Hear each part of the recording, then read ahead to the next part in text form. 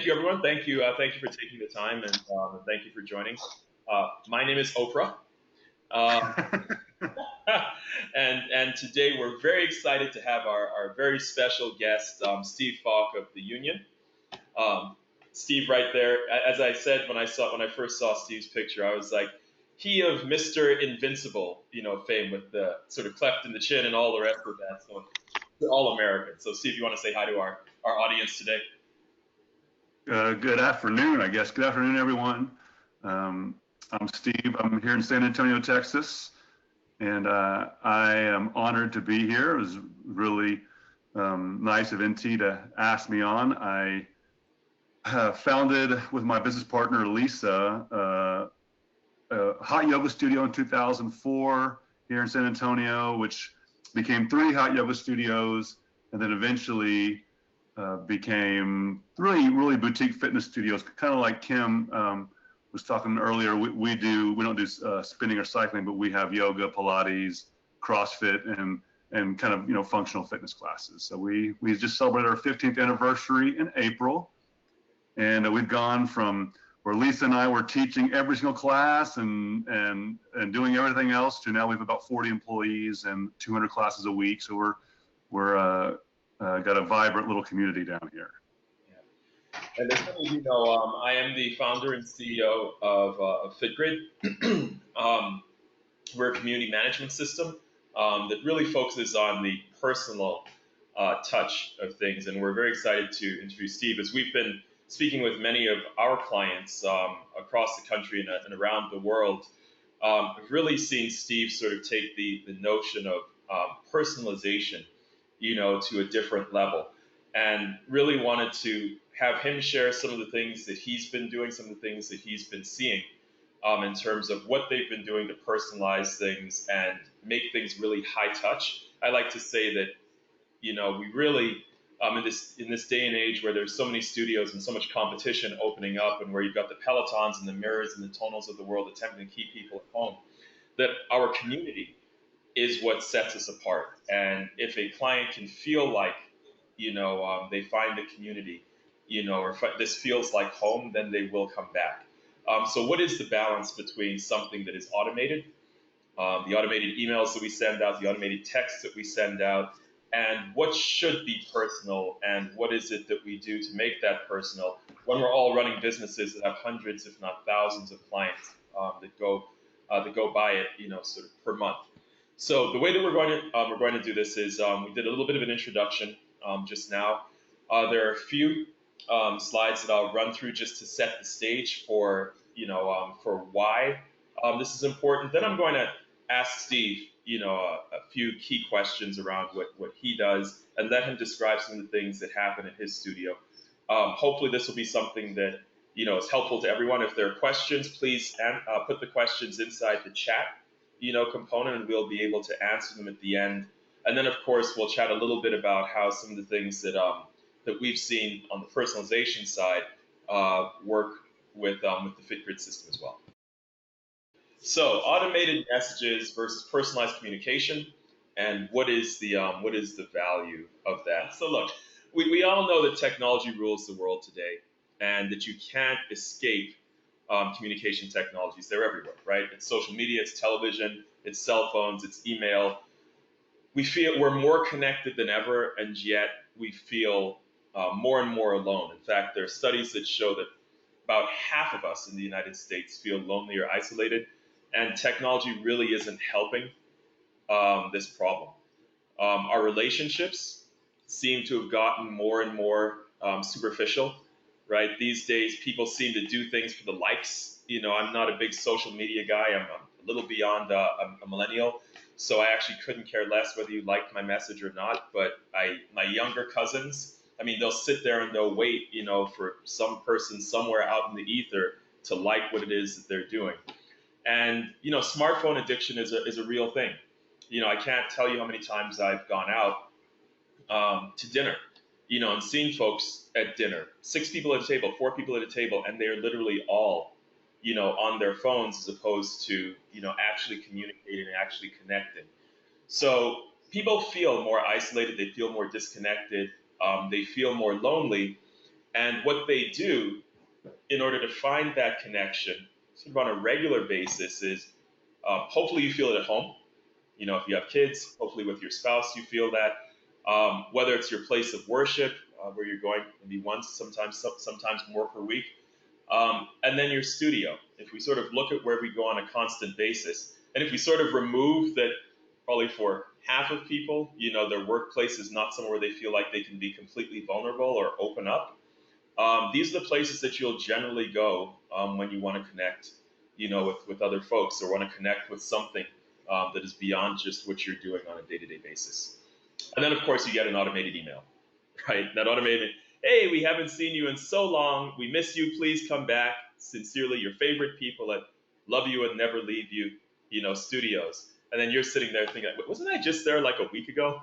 You know, because of course it's technology, and if it's an automated thing, then mistakes can be made. And of course, that sort of kills the entire sort of idea of this was something that was personal. This was something that it actually showed that you cared, that you actually know me and you understand me, and you care about more. So we believe that technology should facilitate good communication and not replace it. We are trying to use this as a way to more deeply connect as opposed to a way to eradicate, you know, the connection at all. So, Steve, given all of that, I would love for you to start to give folks a sense of how you have worked this angle around personalization, you know, and the touch points for clients at your studios. By the way, folks, so Steve has roughly 40 employees, I believe, and a 71% retention rate, you know, in terms of folks coming back to their studio. So given that he's been doing something well, you know, and was doing it well even before he started using FitGrid. And Steve, we'd love to know what your secret sauce is. Why is the personalization important? Sure. We've been using FitGrid now for, I think we talked earlier, about 6 months. So the first 14 and a half years, we didn't have that handy tool. And NT and I kind of ran through this earlier on the day, and since then I was just kind of thinking about our conversation. And it really does start from the top. So my business partner, Elisa, and I, when we started, we taught all the classes. And we had one studio, and so we knew everybody who came in, and we're just kind of outgoing people, and so it kind of came naturally to us, and it was just obvious to us it was important for us to know our clients' names, to know about them, to welcome them when they come in. And as we grew over time, obviously, because we were not that smart, we didn't have a whole lot of systems in place, that began to get lost in translation. And so we began to try to codify it and systematize it for our teachers. And so when you have the owners who are very much people oriented, hopefully that culture permeates. And so now we're recruiting and attracting talent, meaning our teachers and our coaches, once we got into CrossFit, who are also care about people. You know, it's our belief that we can teach anyone to teach yoga or to coach CrossFit or to teach Pilates. You can go to certification, but it's much harder to teach someone to care. So step one is find people who actually care about helping people. And surprisingly, everyone thinks they care about helping people, but that's not always the case when it comes down to their actions. And so, you got to recruit people who really care more about their students' class or their students' workout more than they care about their own, right? It's about someone else, not them. And then two, we just had simple benchmarks. So one of the things we used to do, and we still do it to an extent, is whenever we had a new student in class, and especially when we were just teaching hot yoga, I'd have a new client, and I'd say, hey, NT, great job today, and I said, everyone's giving NT a round of applause. So everybody in the class would cheer for NT, and I'd say, look, he did not sprint for the doors in the middle of class. You know, he accomplished his goal. And so they get that general welcoming sense that really there's a community there that it's kind of hokey, of course, but that we make it a point to clap for them. And then I say, NT, come see me at the front desk on your way. I'll have a gift for you. And so one of the things we would do is we'd give them a button that said, I just got hotter at the union. And whether or not they took that button and went and threw it in the trash when they got home. Hopefully, some of them, put it on their backpack, and now we moved on to stickers. So we have, Hydro Flask water bottles with everyone has their stickers all over it. But what it really is a touch point. So after class, I get to say, NT, hey, do you have any questions? How was it? How are you doing? A lot of times, especially when we only taught 90-minute beacon yoga classes, it was, I'm dying. And we convince them, no, they're not dying, and to come back tomorrow. But it's just one more time to take a minute where the teacher's sole focus has asked that new student to say, come see me. I care about you. I want to know what you thought. I want to know what questions you have. And I really want you to come back tomorrow. So that was kind of step one. And then I think the other big thing we really did was, and we kind of began to codify in our coaching process. So when we have yoga teachers come in, or coaches come in, they typically have had their yoga certification or CrossFit level 1 or whatever from somebody else, right? We now have teacher trainings, but before that, they were always taught by somebody else. So we had kind of an onboarding process that depending on how fast and how natural they were, it could take 6 months to a year to really get them up and ready before they were teaching a lot of classes. And that was and we would kind of onboard them in the way how we do things, how we do it here at the union. It may be very different from how they did it somewhere else. And one of those big things with regards to client contacts was 3 touches a class. And when we say touches, we don't necessarily mean physical touches, especially in today's environment, that can get a little dodgy, but we're actively reaching out, saying their name, giving them a correction, giving them feedback, encouragement, especially for our newer clients. So if, Joy came in and she was a first timer, I would welcome her to be in class, say, hey, everyone's Joy's first class. We'd put her in the back of the room so she wouldn't be up front. I'd say, Joy, you have all these pros in front of you, you just watch them. And then I'd tell my veterans in front, say, hey, the first timer's watching you now, so don't screw it up, right? The pressure's on you. And then during class, I'd say, maybe Joy, if it's a yoga class, straighten your leg, give them some kind of feedback and tell them they've done a good job. And we really try to do that with all our students. Now, if you have a big class, that is not always practical, but we do believe that everyone should have left the class, whatever class it is, with having the instructor said their name, try to give them some kind of constructive technical feedback to improve their practice or whatever it is they're doing that day. And then it made them feel good about being there. We've all had students that have come in that had just, we've had students going through chemo. We've had students I had a customer last week, one of our great customers, Larry, his father passed away on Thanksgiving. And he was an older gentleman, but he was having a really hard time, but he was coming to take yoga every day, And when you have that, that person's really not going to be in a space to want to hear about how technical corrections or how much better they could make their posture if they worked harder. But they're in a place where they know people care about them, and people are happy to see them. So as the teacher gets better and more sophisticated, they're better at reading the student. You can tell if a student really doesn't want you to tell them to kick their leg out a little farther, but maybe to say, hey, man, we're really glad you're here. Yeah. So that was kind of the things those are the 2 things we did the first, 14, 15 years, was try to have a personal interaction. And then if you're a new student, we want to take some time with you. So I want to get to how you actually trained on that, but you actually are speaking to a couple of the slides that we have here that I'm going to throw up for a second, and then we can chat to that. Some of you have seen me talk about this before, but we talk about like the notion of the client bell curve, right? Where you have your top 20% of clients that are yours, and then their bottom 20% of clients that probably churn a little. And so we're really talking about the people in the middle, like the middle 60% who like you, but they also like somewhere else, right?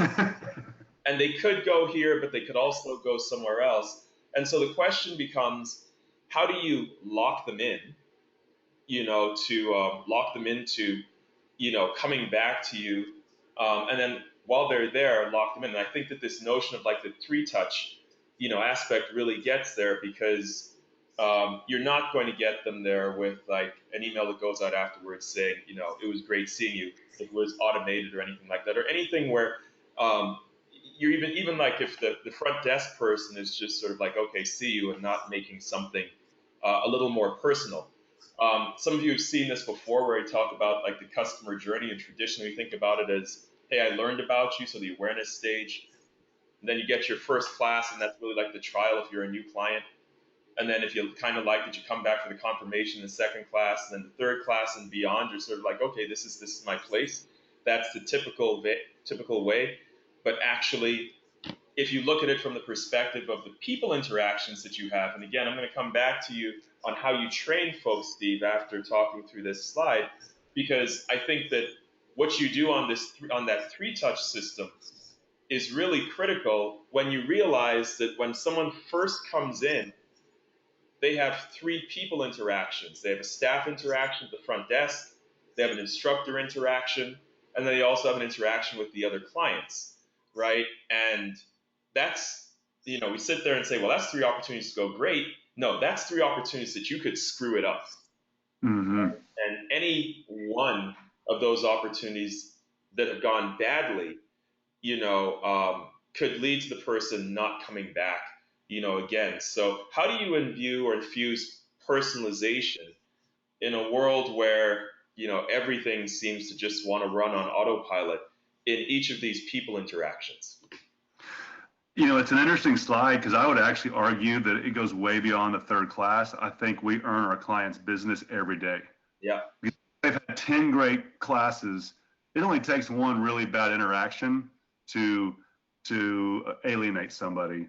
Hopefully, if it's their 100th class, they have enough of a history to cut us a little slack if we mess up, and we do. Everyone's human, but now, so since we've started on FitGrid, we obviously have that email and cyber interaction as well. And so to start at the lowest level, where it's just the three-touch system in class, so we run weekly posture clinics where depending upon what kind of teacher you are, if you teach mat Pilates, well, all the mat Pilates teachers get together. If you teach power yoga, they all get together. And so we're coaching, and this is really my partner Lisa's side of what she does so well, is she coaches them, on these client interactions on a regular basis. I mean, it is for our full-time teachers, they're getting this kind of personal development and teaching development weekly. And so, it is a intentional process. Hey, reach out. So another thing that you asked about was, how do a lot of the hard part is getting that person to go from their first class to their second class to their third class when they're brand new. How do we make this a habit? And we're trying to do this. We're not, I don't want to say we're doing this really, really well yet, but when you have these new students, we want to say, hey, when are you coming back? And not only is it like, when are you coming back? It's like, okay, you're going to come back on Wednesday. Do you want us to sign you in for a class on Wednesday? What class are you coming to? Mm-hmm. Mm-hmm. Once they're signing up for a class, they have to not show up for that class. Meaning it actually takes some action as opposed to overcoming the inertia to actually go to that class. So a lot of this 60%, like you're talking about, they're not fitness fanatics. That's your top 20%. They're people who know they need to take care of themselves. They know they need to set aside this time in their life to get a little healthier, but it's hard. It's not a habit yet. And so if we can get them, if it's Monday night and I can say, Frank, I'm going to see you on Wednesday 5:30. He's like, yeah, I'm coming Wednesday 5:30. I say, okay, I'm going to sign you in for Wednesday 5:30. He says, okay. It now is harder for him to not show up, right? Just, mentally. So that's part of it too, is telling these clients you expect them here, that you're waiting on them, and not in like a Catholic school nun type of, way, like, hey, we're really excited you're here and we're going to see you on Wednesday. And so that's big too. Another thing that I didn't talk about earlier was getting the other students, your veteran students, on board. And so when if I have someone in a CrossFit class that I coach, they'll come in and I'll take that student around and introduce them to some of our veterans. And obviously some veterans you may not want to introduce them to, but you have your raving fans that are at your studios. And so if I could take them over to those folks who are super friendly and they just make that person feel more comfortable. And say you have a CrossFit class with 20 people in it, you can't always give up 100% to that brand new student. So those raving fans, your ambassadors, for a lack of a better word, can fill in the gaps and help take care of them and make them feel welcome as well. So you actually that, and of course, is FitGrid. and we've really enjoyed using that, where we now can send them personalized emails. And if I have someone in class and I don't just use we try to, our standard for our staff is try not to just use the templates that even FitGrid puts out, but try to make it personal. So if I've talked to a client, if they're in a CrossFit class and they were doing squats and I was coaching them in that specific technique, then I'm going to address that. I said, hey, we'll say, hey, you did a great job on, achieving depth on your squats today. I mean, your energy was great. We really appreciate it. If they were in a class, hey, you keep working on that balance and that tree pose, it's going to come. You're doing awesome. So that when they get that email, they know that you specifically wrote that email for them.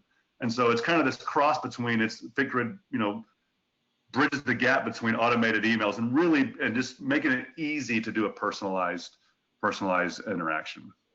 What is you had mentioned the ambassadors, for example. Do you have a formal program for ambassadors, and you say, okay, you're an ambassador, or are you sort of telling your folks just informally, go and introduce this person to the newbies or the newbies to the veterans? Right now it is B. We just go, I literally will I'll walk, you come to my class and I'll give you the rundown. You'll have come to the front desk, you'll have checked in, signed your waiver. I'll walk you into class and I'll kind of, whether if it's yoga, I'll try to even lay your mat out for you, your mat and towel, and make sure like you could really, setting the table for a positive experience. Or if you're in my CrossFit class, I'll show you the bars and the weights, and hopefully you've gotten there early enough for me to do this, because if someone walks in at a minute before, we're obviously not going to get all that done. And then, I can only, at some point when you're making small talk, you don't want to also be the stalker that's harassing them. So then you go say, hey, this is Brian and Jenny. They're two of our veterans. And, and of course, I set them up with people who are social and extroverted. Mm-hmm. You don't want to set them up with someone who's introverted and they're just going to stand there not talking to each other. Yeah. But I'll really walk them over there. Now, we have failed to launch our ambassadors program before. We've got t-shirts and it says Ambassador of Awesome on the t-shirt, and we give them to some of our students who really, they were doing this without us asking. Right. So if you're in this business long enough and you get your core clients, you'll have these students that when someone walks in, at least we do, they're great people. And they're going to make their way over to that new student after class and say, hey, I just want you to know you did a great job. Yeah. I know it's hard at first, and they kind of read them. And so we just have, maybe it's 2% of our population that are just natural ambassadors, and we're doing it without us asking. Yeah. And I think all studios probably have that person who really is trying to make the other person feel comfortable.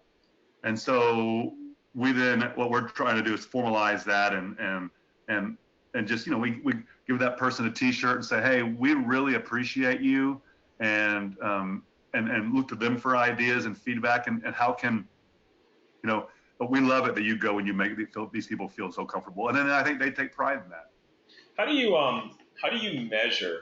So you have a lot of initiatives. When we talk before, you have like parties that you throw twice a year. You have things to bring like clients together. And obviously these initiatives that you put in place, the training that you put in place, how do you measure the impact of that? Like these personalized touches, how do you measure, like we all sit there and say, this is a good thing to do. Sure. But it takes time. If you're throwing events, or you're throwing parties, or you're giving away t-shirts or whatever, it costs money, to do things. So how do you determine what your ROI is? We seem to live in an ROI world, and everything that I hear, like when people talk about our software, et cetera, they're like, how can we figure out like the ROI on this? How do you figure out like the ROI on the stuff, the soft stuff, the intangible stuff that keeps people, that personalizes stuff?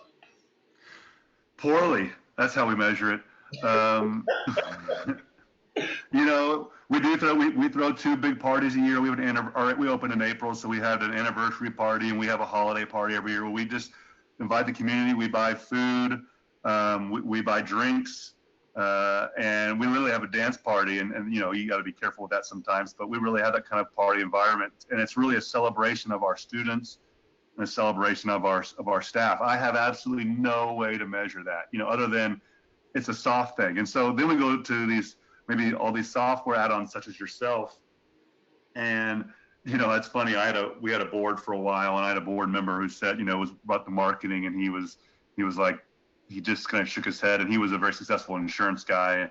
And he won, basically the extent of beware of consultants, beware of marketers, they're not really going to get much out of it. Right. Right. And at least they can identify, Yeah. what you're getting out of it. So our bottom line is our bottom line. Mm-hmm. We try to compare sales numbers. We try to compare attendance numbers. Those are our big KPIs, obviously. And it's tough because we normally, in a more static industry, we would compare it to the previous month after we made an initiative, or maybe the same month last year. Right. Due to the seasonality of our business. Obviously, January and February are typically very good for the fitness industry. And but it's tough because when we opened in 2004, there may have been 3 other yoga studios here in town. There was 4 big box gyms called Racquetball and Fitness, and maybe a smaller, kind of hardcore gym here and there. Now we've got, 25 Gold's gyms, 80 CrossFits, 20 plus Orange Theories. I mean, our competition level has just, increased, 100-fold probably. And while the pie of number of people participating in fitness has gotten bigger, I don't know if it's gotten that much bigger. Right. So where I'm going with this is that there's so much competition, so much pressure out there that it's really hard to compare now for me personally, historical numbers. Because if I take something like FitGrid and I were to put it 5 years ago, would it, or maybe 10 years ago, would it have been a lot more clear? I think it would. And so now we just have to go to our managers. So who's the tip of the spear? So we have 4 managers who kind of work at the studios, and they're in charge of their location. We have 3 locations. And then we have all these teachers, and then we just talk to them. Because a lot of it is interactions.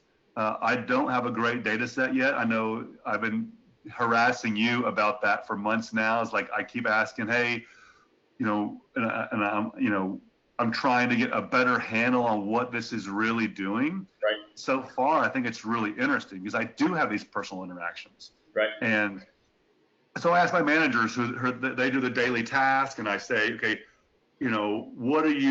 what's your favorite thing about this? What's your least favorite thing?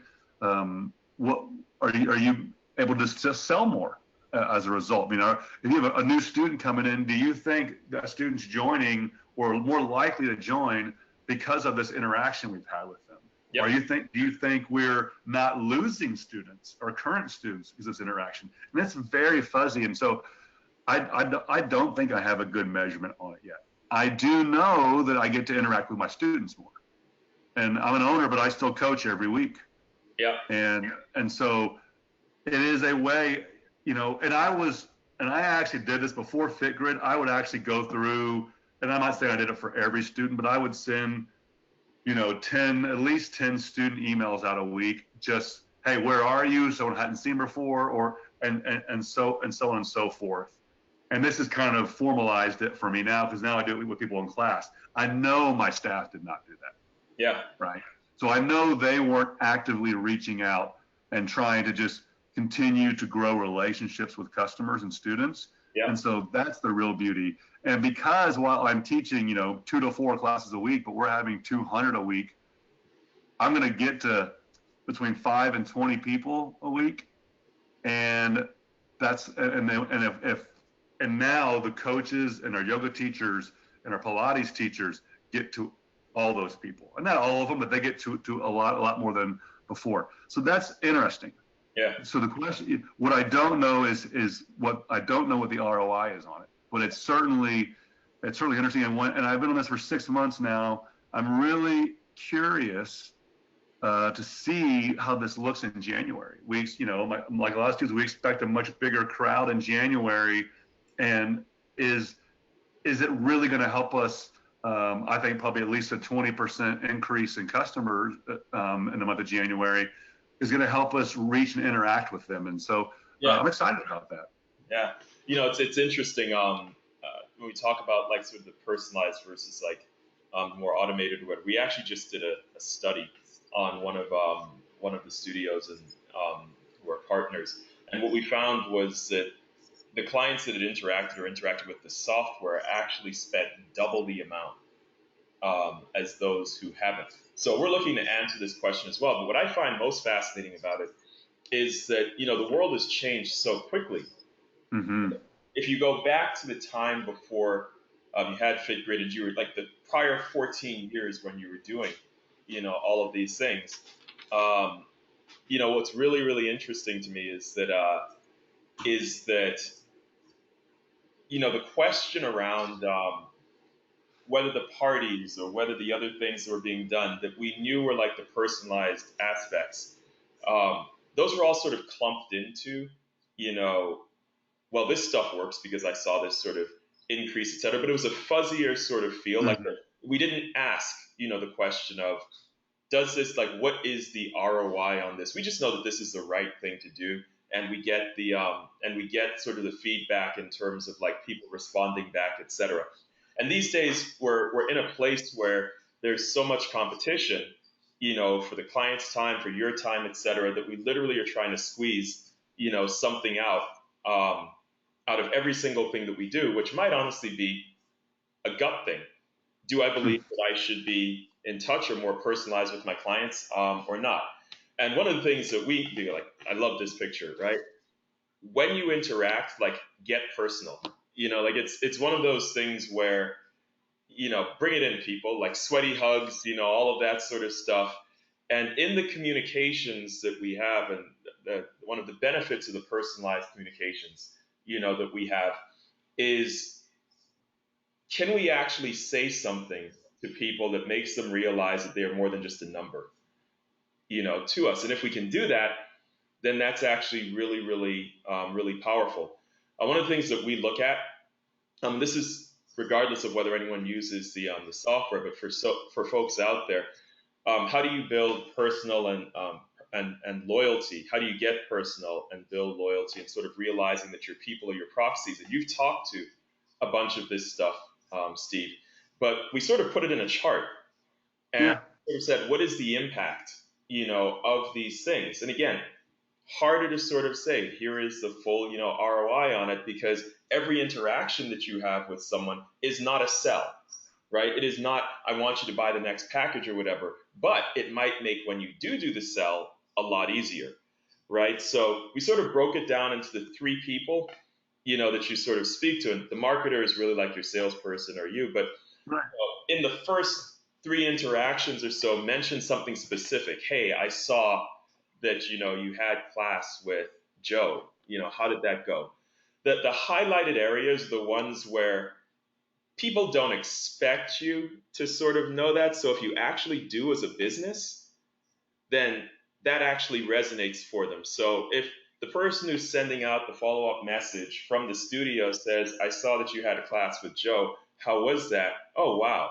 I know the front desk person knew that, and the instructor sort of knew I just had class with them. But if the marketer actually says that, that resonates, right? Doing the follow-up, I mean, this is part of the FitGrid philosophy. If the instructor sends it, wow, you noticed me. That resonates, right? You can sort of go down the list. You mentioned knowing clients' faces and clients' names, etc. If the front desk or the instructor actually knows the person, recognizes them, don't expect the marketer or the salesperson who might not have contact to recognize that, but that resonates. So we sort of go down this list, and it's been something that we've used. And just in listening to how you've actually done it and things that you've actually built, it's amazing how many of these things have actually, sort of come out, based on what you've said and what you've done, already. So that's really great. I wanted to talk a little bit about what you have been doing, with the FitGrid system. And for those folks out there, we're not going to spend any time at all talking about FitGrid, except to say that it is a personalization solution, and that what we attempt to do is to put something in the hands of each member of your community. So your staff, your instructors, and the clients themselves. The client app is coming out very shortly. But what that does is that gathers data and gives you the information. That's our goal, is to give you the information, any one of the people, the information, have a better or more personalized sort of set of communications. And what we hope is that over that period of time with that, that you will get closer and closer to those people. So there's the instructor app, which allows you to send follow-up messages and to see the feedback that clients give you. Pretty shots here.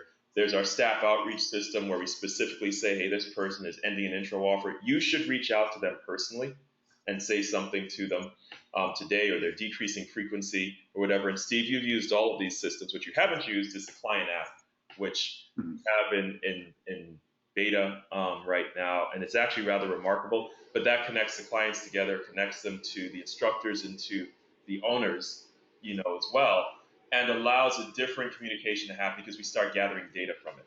So we gather like, hey, you want, your fitness goal is to reduce weight, and you have pains in your shoulders or whatever, and we sort of pass that back to the studio and the instructor to get that information. My question for you is, if you had all of this sort of information, where would you actually deploy it? Like, if you go back, would you tell your front desk people to use it? Would you tell your instructors to use it? How do you insert like that level of personalization that makes this thing like ring off the top of the charts? So where would I deploy it? Yes, I would deploy it everywhere. Obviously, I think the instructor is the most important, in the sense they spend the most time with the client. And so, especially in a fitness industry, if someone's shoulder's hurting, I want to know. If they've been coming to yoga for 6 months, but it's their first time coming to one of our CrossFit classes, I want them to know that. So definitely with their instructor, but definitely with the front desk too. We have an amazing front desk team. We call them the FDP, the front desk posse.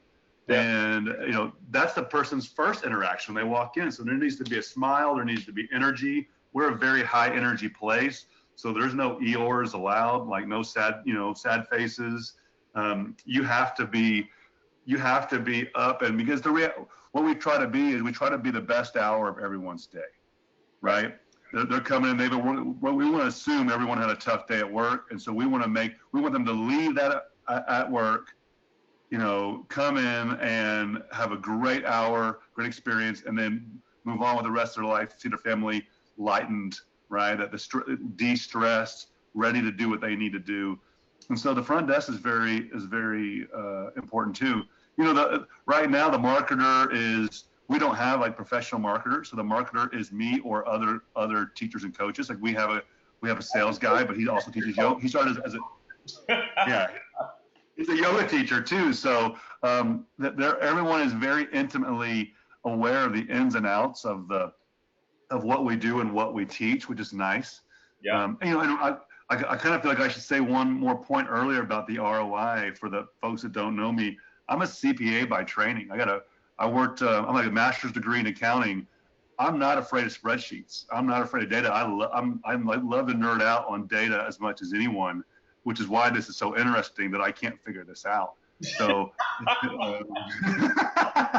because there's something there. I guess to your point about maybe being a gut, there's something there. I just can't quantify it yet. Yeah. But looking at the screen you have right now, what you should do, I would change that as this is the minimum required, what you have to do to be competitive. I think when we opened, we did a lot of this stuff and it separated us, and I don't know if that's good enough anymore. Right. So if you're not trying, if you don't, so I told you earlier when we were talking that if someone, we have 2,000 active students now across 3 studios. I certainly don't know everybody. If someone walks by and say, have a great day, and I don't know their name, I go to that sign-in sheet in that class they were just in, and I look for, where's that person? Because we have their picture in there. Where's that person? I need to figure out who that is, because they know I don't know their name. Right. And I encourage all my teachers and coaches and staff to do that too. And you're not going to memorize everyone's name. That's not what I'm saying. But you can at least, you improve the chances of them feeling like they belong there, like they're special. Like It really is. The difference between us when we opened in 2004 was we wanted to be everyone's third place. It was home, work, and then either your third place was the bar or a soccer league or church or whatever. We wanted to be the third place, and that hasn't changed, right? So we wanted to be their cheers, and if we don't know your name when you're coming in, we better fix that within a few visits. Yeah.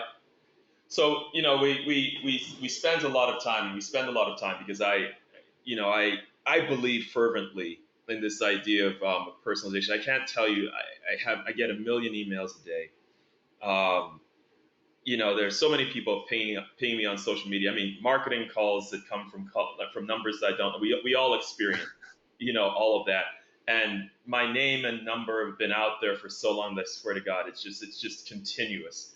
Um, and so, we spend a lot of time sort of trying to figure out exactly what you said, like what is the ROI, on this notion of personalization, and we think about it in a couple of different ways.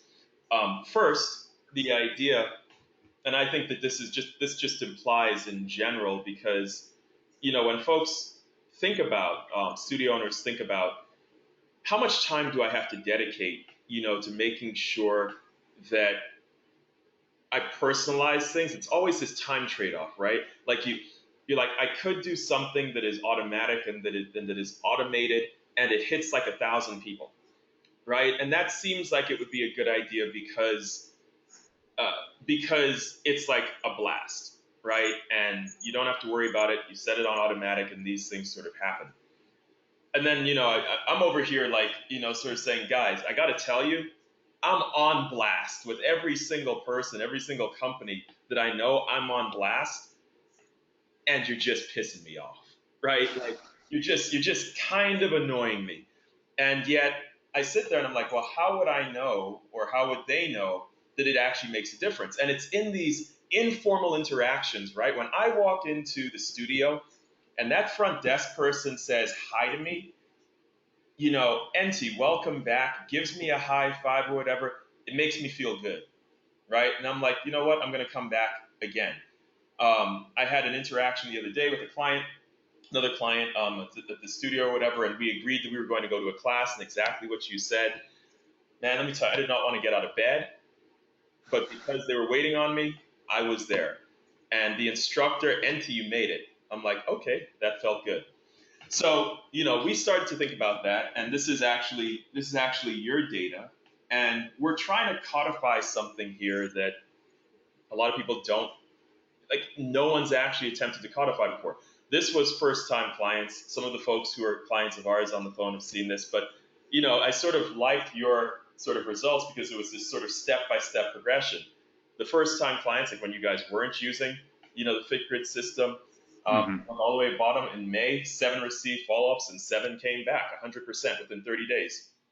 Fascinating. But you're like, that's only 7 people. There were 235 who didn't do it, and that's because you were 235 clients who didn't receive the follow-ups from the instructors, and that's because you were just getting up and running.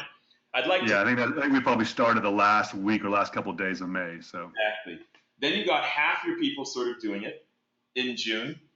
194 received follow-ups. 86% came back within 30 days. And 161 did not receive the follow-ups, and only 30% came back. Pretty good. And then you're finally up and running fully in July, and 284 get follow-ups, 63% return. 60 didn't receive follow-ups, only 5% return within 30 days, right? And so we attempted to codify it in this way, but we know that the next step we want to take is that purchase information, that purchase data, like how has that played out over time? And so we're looking at that because we do believe there's value to this personalization. The instincts that you have, and probably the folks on the phone have, makes a difference. Like, you're right. And the analysis that we've done shows that clients that were touched by the system spent 2 times more money than those who weren't. That is not about FitGrid, right? We're just giving you an easier way to do it, or a way that allows it to scale with you. I firmly believe, because you've been in business for 14 years, that 71% that you had is not due to FitGrid. That's 71% because you figured out a lot of stuff that made a difference even in this world where everything is automatic. And so if we can help you to scale and to keep those touch points, then we're really, really excited about that. Because at the end of the day, people basically want to know, do you see me? Right? They want to feel seen and heard. It's not just a decent thing to do, but it's also good business. And to the extent that you can do what Steve is doing, use systems that give you the information to do that, then it's a good thing. Steve, do you have anything you want to say? Otherwise, I want to open it up for questions from folks. I'll just say one last thing that I figured out a long time ago, that when we first opened, we thought we were going to win on being the best yoga teachers and or the best CrossFit coaches, and I was gonna teach them the best Olympic lifting technique. Yeah. 99% of your students do not care at all about that. Right. They care about, they want to feel good. They can exercise anywhere, and whether or not they have this perfect posture or technique down is really irrelevant. They just want a place where they feel at home and they feel cared about, and the rest is just details. Yeah. Right. So your last slide here, I was reading, it's great. The people want to feel seen, they want to feel heard, they want to feel special. Everyone has a sign on their neck that says, look at me. And I don't mean that in a bad way. I mean that in just a social community type way. So, yeah. Absolutely. Okay. Well, thank you, Steve. I appreciate it. Thank you, everyone else. The first webinar of On the Grid. That's sort of what we're coining. This new thing, sort of Fit Grid, on the grid. Hopefully, I get better and better at doing this. I was a little shy today, Well, it didn't come off. You were very easy to talk to. So, and as you can tell, I can talk a lot. So it was probably a good first show. Perfect. Thank you, Steve. Thank you, everyone. Appreciate your time, and we'll talk to you again soon. Y'all have a great day. All right. Bye.